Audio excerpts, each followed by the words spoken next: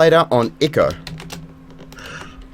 And I'm quite fond of this map. It's one of the two sort of very balanced maps that the season has. Coda and Echo allow for all kinds of different plays. You can do Blink, you can do Reapers, you can do Roach All-Ins. Every race gets to do its cheese. But in the top left, we have Exile5 Academy's Zerg player. It is Arrival in the blue trunks. And his opponent spawning down on the bottom right-hand corner, playing as the orange Protoss for Exile5's Academy. This is Namakaye. I have no idea how to actually say his name, but that's how I say it. Well, we pronounce it Namalama Ding Dong. Or the Namalama. Namalama Ding Dong. I know it's hard to get used to, but it rolls off the tongue nicely, you'll find. But while we got the game starting out, I'm just going to talk about this map in particular, because this is the map chosen by Namakaye for his losers map, and is a very good reason for this map being chosen. Because I play mech, so I can really relate to the Protoss players on this map, and the free bases, so easy to take and so easy to defend. You break down these cooling tower at the third base, and then all of a sudden, one choke, one place to defend, easy. Easy peasy. So Nama's going to be definitely playing a macro build in this game. That's what I kind of come to expect from Namakaye. But that being said, after last game, I would really like to see him pull something nasty out of the Protoss Bibles, the Old Testament and the New Testament, just to sort of even things up with a bit of Protoss filth. Because that's one of the delightful versatilities of a race.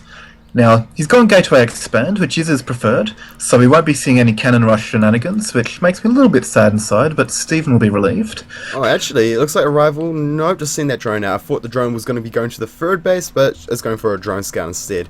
And what Nama wants to see is when the pool goes down, when that third hatch goes down, these are the key things he's keeping an eye on. Actually, no, he brought the drone back and did built the third, so kind of faking out Namakaye there by sending the drone out across the map to make him think that it's going to be a drone scout, but nope, it was just a fakie so he can get down the third hatch uncontested without that probe being annoying. And he's just going to swing back in because he didn't see the pool, so he's going to swing back in and go, oh, you cheeky dog, you actually swung back in and got your third. And part of that is down because these guys do play each other a lot. Arrival knows that Namakaye is all about the late game. He likes to get these big Protoss armies and just crush his opponents after about the 12 to 15 minute mark. He likes a 3-base economy. He likes to get that 4th base up to bring in the massive economy to just keep that Protoss death ball rolling in. And as a result, that gives Stephen the leeway to go 3-hatch and to build up the massive economy he needs to go straight into that Roach Hydra Viper play or Ling Hydra Alta play, depending upon what he sees out of Namakaye's tech choices.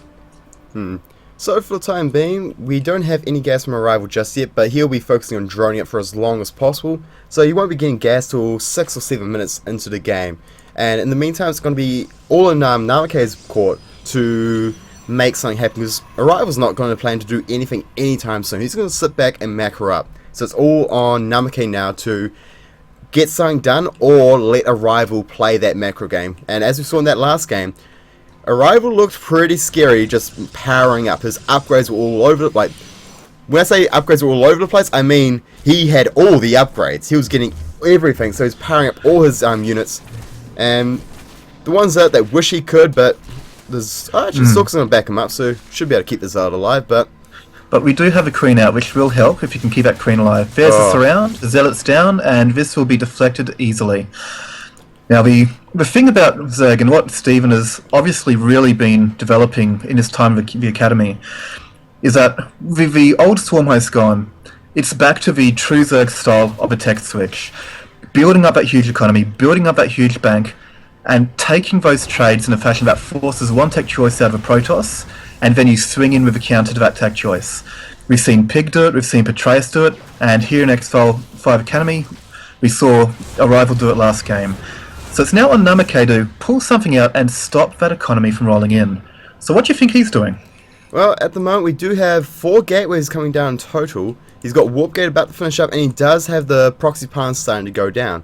So it looks like he's going to be looking to apply some 4-gate pressure. But look at this, Arrival's got 2 spine crawlers down. He's got lots of lings on the way. He doesn't have speed for the lings, but he has got creep spread. He has got 2 queens, and he's actually going to find this proxy pylon and shut it down. He knows Nama too well. Would have been the exact same thought patterns. Actually, there we go. He's ignoring the Zats and just going straight for the pylon. He knows that's the weak point of what Namakaye's doing, and well, Namakaye, he's just in a lot of trouble right now. He's lost that forward reinforcement point. There's a virtual one going down. Just cool. Oh, is he going to get that Stalker? Oh, close, nearly. That force field saved their lives. Okay, we do have a Twilight Council going down, so Namakaye will try and transition into Blink behind us. And actually, a supply block there for Arrival. Sentry. Oh, the Queen's got force fielded in, so 1 Queen goes down. That's a really nice pickup. Arrival got a little bit too aggressive there, and 2nd Queen's going to go down. Really nice pickups there, but 2 Spine Crawlers are going to be up on the top of the ramp. So that'll slow down Steven's Lava production, but he's already on 3 bases. He's already been droning hard. If you look at his base saturation, the first 2 bases are fully saturated. He's got 2.5 bases mining, which is all you need for any kind of strong 2-base play out of a Zerg. You can make a lot of roaches, a decent amount of roach hydra, just on that economy alone. Okay, so now pokes up and says, okay, there's 2 spine crawlers here. I'm not attacking up into that, and it's a smart choice. Attacking up into a choke where the links on the top of the ramp will get an awesome concave, and the Queen's to back up as well. There's just not much Nama can do there, and he needs to keep his units alive. He's got Blink going down back at base, and he does add the Forge going down as well. So he will be looking to try and transition into a bit of a free base Stalker, Blink micro kind of mid-game. But problem is, Arrival, he's powering up 11 drones on the way. Ling speed, Hydrogen on going down. He's nearly at that. Yeah, it's nearly at that like free base saturation, and once he hits that, he can just start pumping units. Yeah, the moment he saw that 3rd going down, he knew that Nama was no longer committing to the pressure. That gave him the breathing space to start droning up, so that he could again stay way ahead of Namakaye in the economy stakes, which is what the Zerg needs to do to be able to win in the late game. And I would not be surprised to see a 4th base coming down once that creep spread goes out a little bit further. Speaking of creep spread, here we go. Just at the moment I was expecting it. Now the one thing here for Namakaye is, with the free base setup that we have here, it is easy to hold, like, just full stop, but there's a conditional splash damage. This is where you want to get splash damage down, and speaking of Devil, Roadbox Facility is started up. But on this map, I do feel Namakaye needs to get the Colossi. There's a lot of ramps, a lot of chokes, there's a lot of places where, combined with force fields, there's a lot of potential to take brilliant engagements, and I feel Namakaye will need to get the Colossi out to be able to really take advantage of this map. Because if he's just going to play Sentry Stalker, he can only do so much with so many force fields, and so long as Arrival takes smart engagements, he can negate the force fields pretty well, and bam, all of a sudden we're going to have a repeat of that last game. Now one thing I will note is that this time around Steven does not quite have the same map vision as he did last time. I would like to see a couple of Overlords spread out in between his 4th and Nama's natural so that you can see the War Prisms. Now he's going to try and punish this 3rd base, see if he can get anything done, because if he can deny that, he's in a very good position. Well, there's not quite enough Hydra and losing a few Lings. There's too much Protoss here. There's not... Oh, a few more Lings reinforcing coming across the map, but will it be enough? Still not engage that. Yeah, there we go. He's got the sentries. Get out of there, Steven. You do not want to take this... Those are really good force fields. He cut off all the Lings, get the Hydras back, and... and he can't escape now. Well played by... Oh, the force fields are not good. He didn't lock that in. Oh, it was a bit of a misplay by Namakaye. Still good enough. He only, how many? 4 Hydras got out? That is still a brilliant trade there, and that is Arrival. I feel he just kind of made one really bad decision there. That was a really bad idea to attack into that many force fields, into a position where he can kind of get a nice wall of force fields up. That was a terrible engagement, and if Namakaye had been just a tiny bit more on point with his force fields, nothing would have escaped. Exactly, that's the kind of engagement that was. In that situation, perfect force fields literally equal the entire Zerg army dying, getting nearly nothing done. Now what Namakaye needs to do is use this opportunity to try and deny the 4th, or at least clean up some creep or do something. It's nice that he's evened the evened out the army totals, but that'll change pretty quickly. Stephen has the income to build up his army again in a swift fashion. And hold a second, muta switch. 11 mutas about to pop out. He did have the spire down, and he is going to commit to the mutas.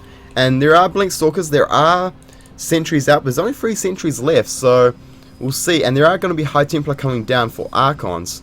So it looks like Namakaye, he just personally doesn't like the Colossi style, and is playing this more gateway-centric kind of style. Now the question is, what are these mutas going to get done? How much damage, and what kind of response is this going to be forcing from Namakaye? Well, put it this way: there are no cannons in the mineral line of his natural or his main. Oh, actually, Storm's on the way. If he snipes Templar Archives, that would cancel Storm. That could be huge. But yeah, oh wow! He won't get a chance to, because he's got to get out of there before he starts losing mutas. What he'll be wanting to do is to kill the economy.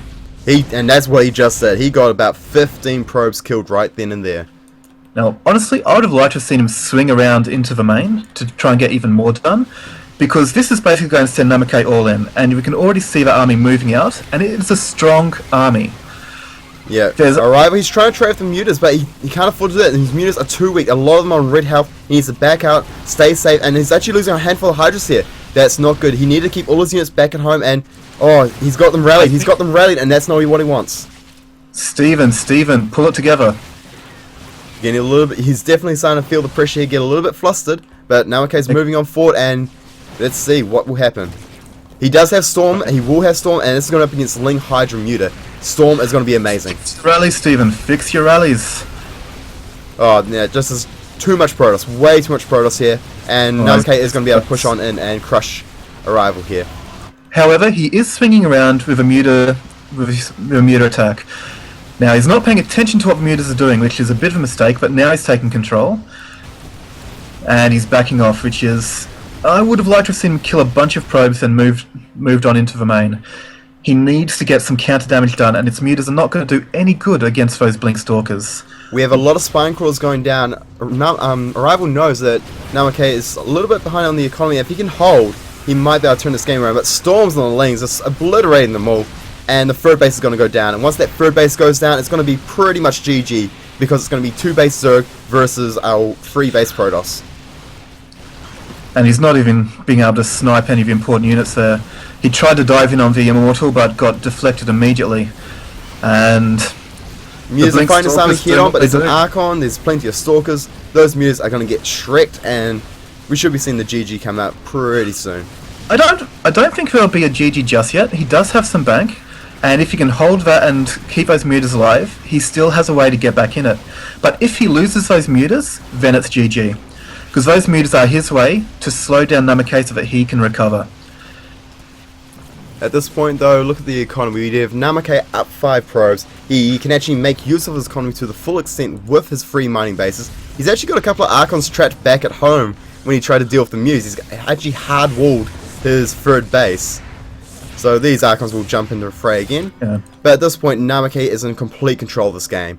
I mean, we do have more mutas coming out, more upgrades for the mutas, but oh, he's actually going to get a couple of High Templars there. But problem is, the Stalkers +3, Archons +3. Back off.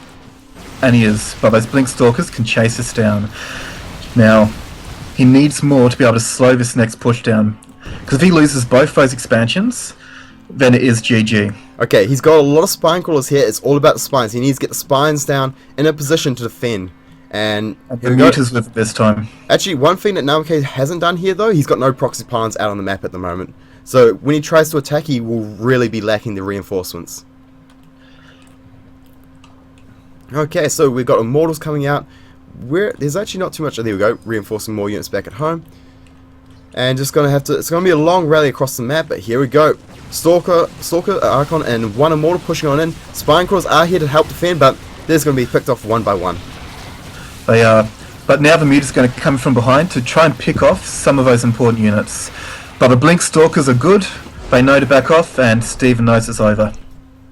Well played by Namakaye. Yep, GG brought it back to best of 3 series.